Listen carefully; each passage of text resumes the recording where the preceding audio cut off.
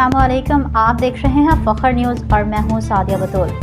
सबसे पहले शामिल करते हैं आज के अहम खबरें। लाहौर से मोहम्मद अकरम फजल, नुमाइंदा खसूसी फखर न्यूज़। जमात इस्लामी लाहौर गरबी की सियासी कमेटी के मुनाकिदा इजलास बारे रिपोर्ट शामिल करते हैं। अमीर जमात इस्लामी पाकिस्तान हाफिज नईमुर्रहमान के अवामी और सियासी राब्तों में इजाफे के सिलसिले में जमात इस्लामी लाहौर गरबी के रहनुमाओं का इजलास ज़ेर सदारत सदर सियासी कमेटी मियाँ ज़हूर अहमद भट्टू मुनाकिद हुआ।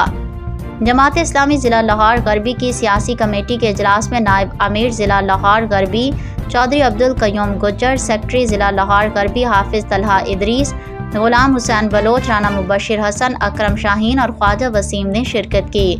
इजलास में सेक्रेटरी सियासी कमेटी सैयद गुलाम हुसैन शाह, अरशद मजीद, शहजादा मोहम्मद अली और सेक्रेटरी इतलात मोहम्मद आसिफ चौधरी भी शरीक हुए।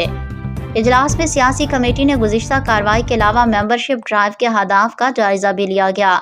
इजलास में ईद कुर्बान के बाद मेंबरशिप ड्राइव को तेज़ करने और मुख्तलिफ मकामात पर कैंप्स लगाए गए।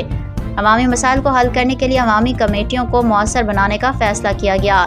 सियासी कमेटी के इजलास में नया निज़ाम की तब्दीली के लिए अवाम को मुनज़्ज़म करने की ज़रूरत बारे सैयद अली इर्तज़ा हसनी ने जोर दिया। सैयद अली इर्तज़ा हसनी ने बताया कि पेट्रोल, बिजली और गैस की कीमतों में इजाफे ने अवाम की कमर तोड़कर रख दी है। हुक्मरान अपनी अयाशियों में कमी करने को तैयार नहीं।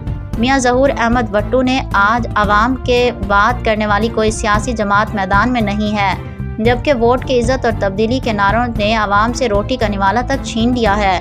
उन्होंने बताया कि हकीकी नुमाइंदे बनकर सामने आए हैं, इसलिए हाफिज नईम का पैगाम घर घर पहुंचाना हमारी जिम्मेदारी है।